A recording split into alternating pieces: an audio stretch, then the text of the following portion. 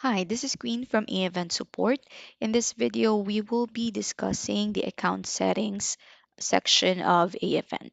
So from this page, you just have to click on the drop-down arrow from the upper right, and from here, click on settings. So there are four sections that we can check from this page. So let's start with personal information. And as what you can see here, this is where you can see and update your personal information like your name, your email, address, your phone number, and if you have any website, you can put it in here as well. Once you're done with the changes, make sure that you click on update settings on the lower right.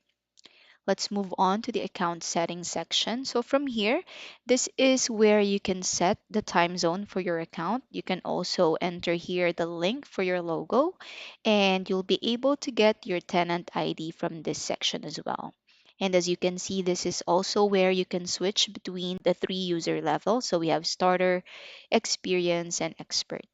Once you're satisfied with your changes, don't forget to click on update settings on the lower right. And let's move on to the security section.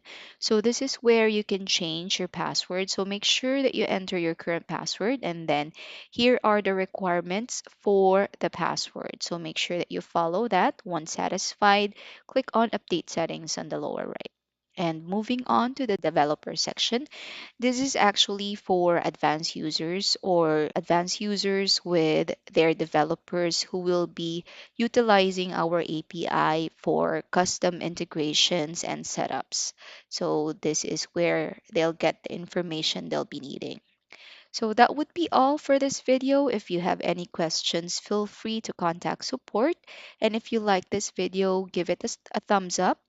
Feel free to leave us a comment below, and don't forget to subscribe to our channel so you'll get notified of our future uploads. Thank you for watching.